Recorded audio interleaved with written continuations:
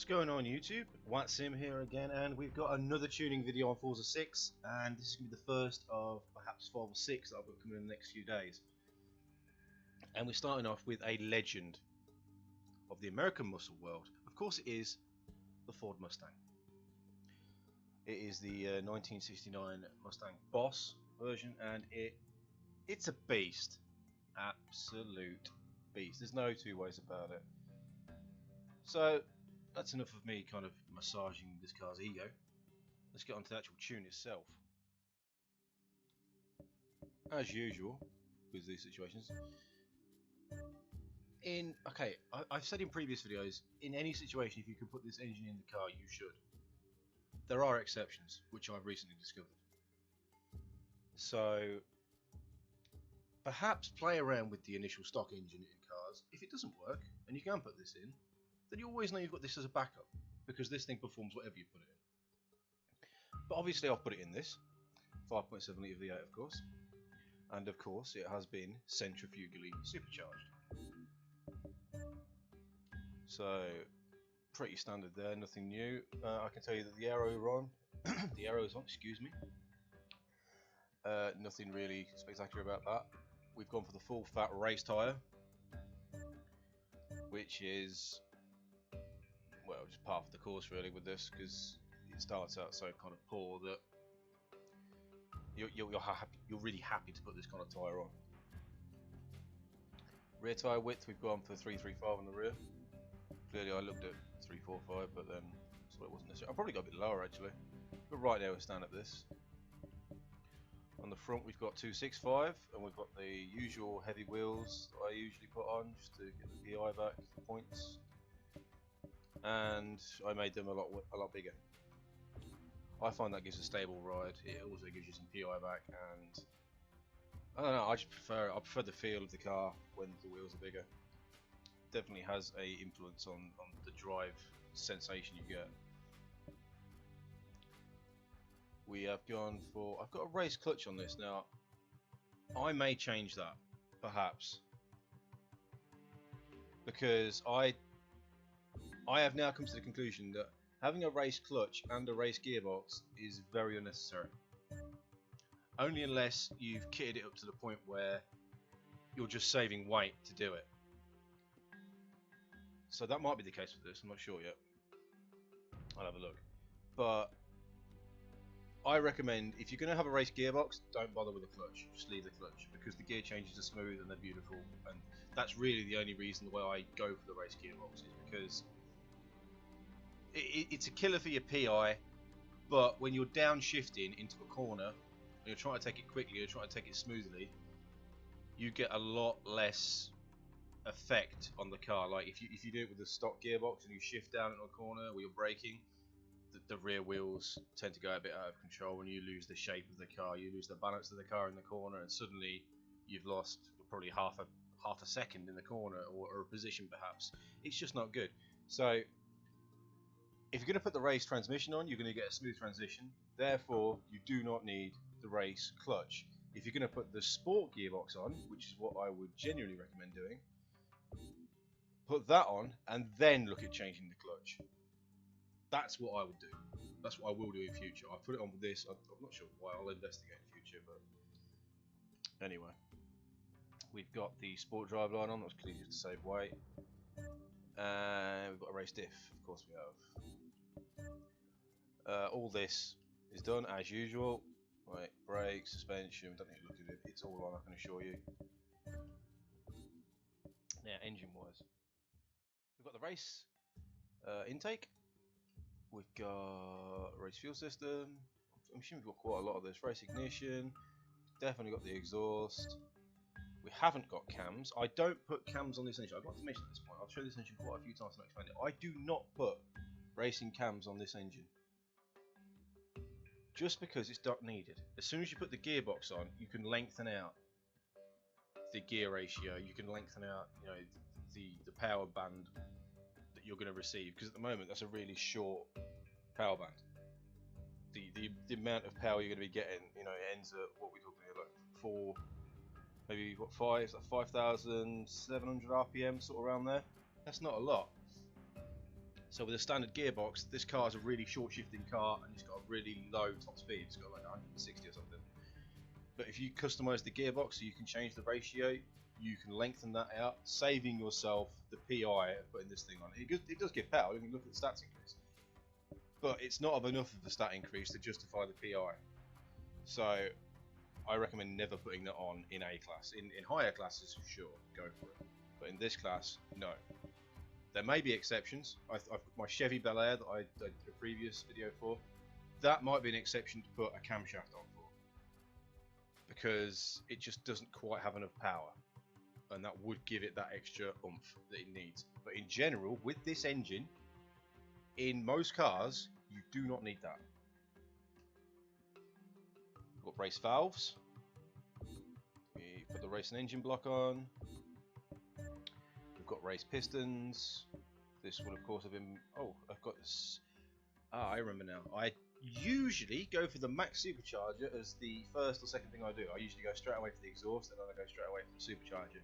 But with this, I noticed that the amount of torque the car's already got. I mean, look, we've got 500 and... I mean, just there, got 510 pounds-feet of torque. That's a lot. Especially looking at the brake horsepower. I mean, we've got more torque than brake horsepower. That's you know, that's going to cause some serious wheel spinning issues. So I put that on, which kind of, you know, balances things up again. It gives me more or less the same torque to brake horsepower, which is sick, and it's still going to be a hell of a torquey car. But doing that, I don't know, 565. I don't know. That's getting to the point where you're going to be spinning the tires too much, and I like a smooth ride. Smooth, fast, simple. Not you know, going sideways around corners. That's not for me. So that's why I made the decision not to put the larger supercharger on for this car. Haven't touched the intercooler. Got the street oil and cooling system. I'm assuming that would have just been a PI decision. I clearly had that on at some point, but for some reason I've gone for that. Whatever. Can't really tell you why right now. It's just what you do while you're experimenting. And I've got the street flywheel on. As I say, I'm going to change gearbox. I think I'm going to change to the street gearbox, which may give me the opportunity to put the race flywheel on, which is nice because it does actually add to performance quite a bit. Look at that. This is currently 7.843 seconds to 100. Put the race flywheel on. It takes nearly a tenth of a second off. That's worth doing.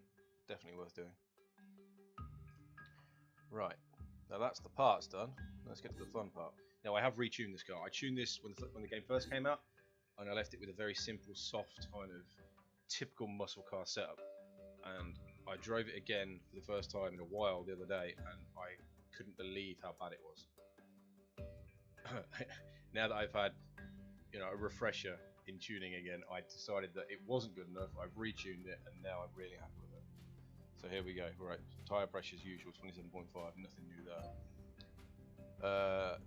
That's currently set. Take no notice of the graph at the moment, because as soon as I move that, it moves. That's where it really is. I don't know why that is in this game like that, but it just is. It's an annoying little thing that crops up every time you get refreshed onto your tune. It just resets to where it was originally. If you just move it from once, then it goes to where it actually is.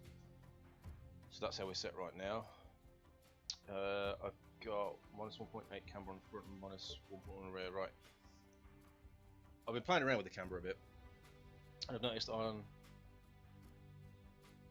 particularly on the rear, not so much the front. The front, you always got to go with a bit of camber to give you that extra bit of, you know, the directional change that you're going to need through corners. But on the rear, I highly recommend putting around that number on it for this class, because you get so much better drive through the corners.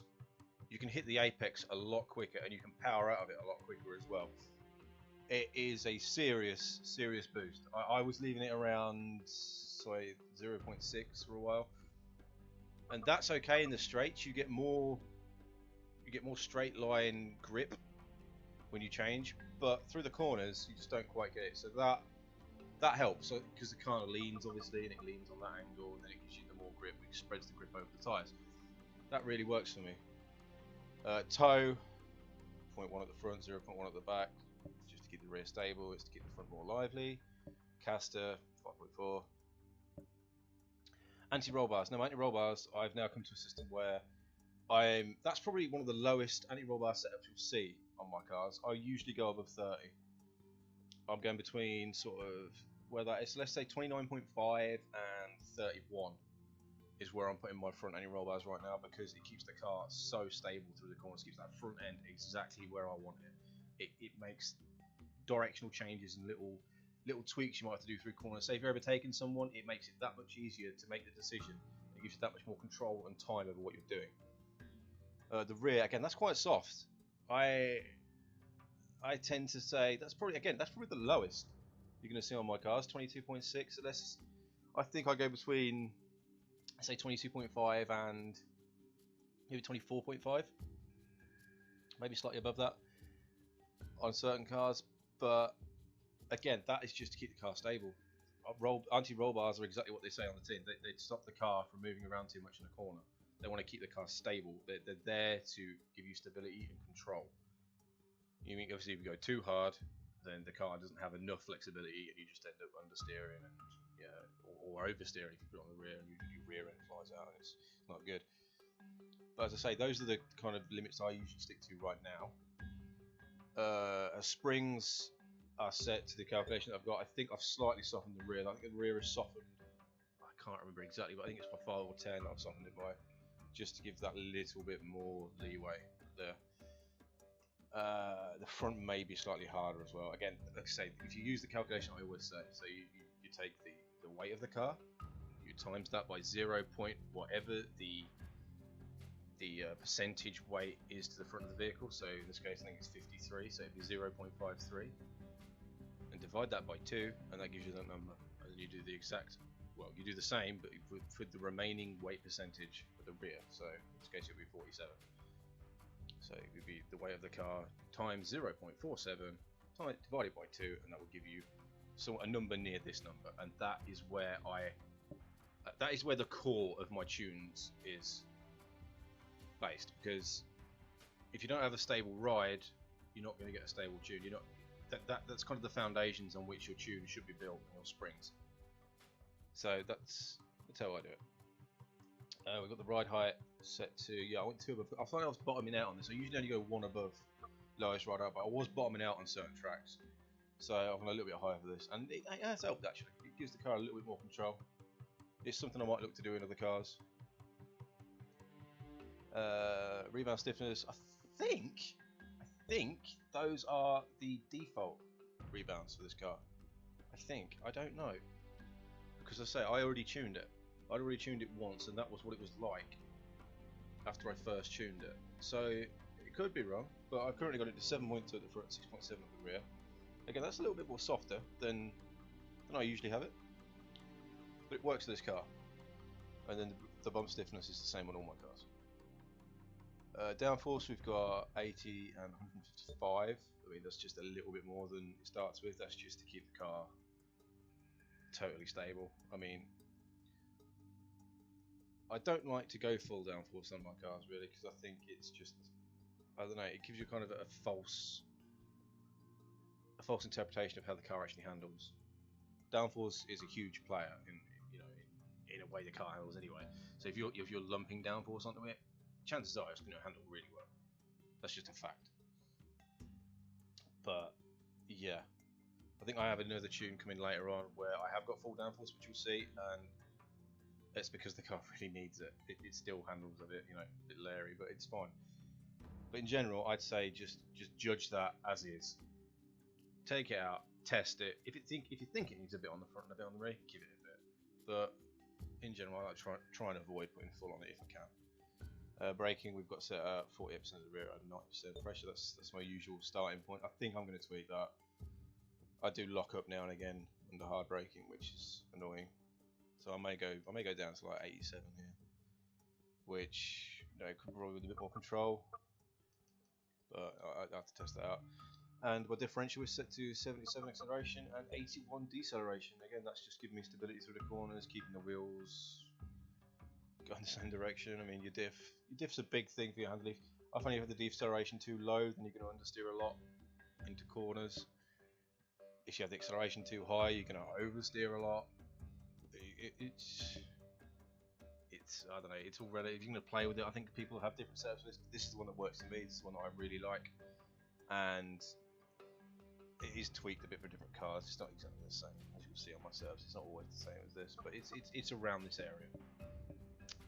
But yeah, this car I recommend using on pretty much any track.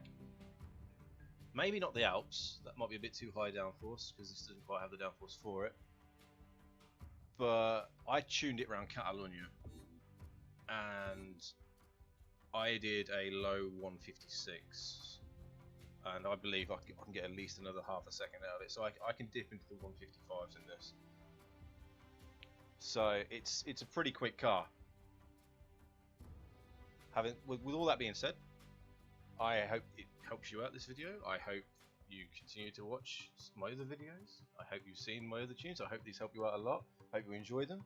I hope you download the car. It is available to download it, and you can play with the tune. You can use the settings I've got here, modify them, improve them. And if you do improve them, sure, leave a comment in the comment section. Tell me about it. I'm here to learn as well as you.